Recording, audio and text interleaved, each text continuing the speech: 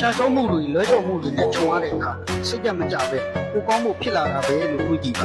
ဘဝကအများအားဆက်သွားနေမှာကိုကဝေးဝေးသွားခြင်းလေးလာတာဒီလိုဆွတ်ချခဲ့ရတယ်ဘဝရှောက်မှာနာကျင်တရားအချိန်ကိုကြုံမယ်ကြော်ကြရတွေလည်းရှိမယ်ဘဝကတသမတ်တင်းမသွားပါဘူးပြီးခဲ့တာတွေလည်းပြီးပါသေးတော့ဘယ်လိုတော့မှမျိုးပဲဖြစ်ဖြစ်အဲ့ဒီအရာကိုတွေးမိလာတိုင်းကိုကိုကိုဒီလေးတက်ပြီးတွေးကြည့်ပါအဲ့ဒီအရာတွေကအခုပြီးသွားခဲ့ပါပြီပြန်ဖြစ်မလာတော့ဘူးကလေးဘဝကဒမာတွေဘူးဒီလောက်ကန်ရတာတွေ့တာအခုချိန်မှာထပ်ပြီးမကြုံရတော့ပါဘူးမောင်ထဲမှာငိုခဲ့ရတဲ့အချိန်ကိုအိမ်မပြောရင်ညဆိုတာထပ်မရှိတော့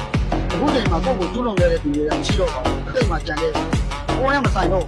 အဲ့ဒီမကောင်းတဲ့မှတ်ဉာဏ်တွေအဲ့ဒီလူတွေကိုထားခဲ့လိုက်ပါဘဝကြီးကိုစိတ်ကြည်လူတွေနဲ့ခီးဆက်ပါအဲ့ဒီလိုပဲအခုချိန်မှာကိုကလည်းအနံ့ကျစ်ခံရတဲ့သူတယောက်ပေါ့တော့တန်မာတဲ့ထက်မြက်တဲ့ချင်းပြတ်တဲ့လူတယောက်ဖြစ်နေတယ်ဘဝကိုကောင်းကောင်းသိတော့မပြောခဲ့ရတဲ့နေဘဝတွေအတွက်ဒီချိန်မှာကိုပြောအောင်နေပါမပြည့်စုံတဲ့ဘဝတွေကိုကိုကြိုးစားပါနာကျင်တရားတွေကနေကိုယ်တိုင်တက်ပြီးတတ်ပါပါသိဆောင်နိုင်သွားတဲ့အခါကိုကိုကြိုးစားပြည့်စည်ခဲ့တဲ့သူတွေကိုကျေးဇူးတင်မိတာလေတို့ကြောင့်ငါကိုယ်ဆံမလာတယ်အဲ့ဒီအရှင်တွေကိုကိုသုံးချလာနိုင်တာတွေးမိတာပါလိမ့်မယ် Cause he playing Jay.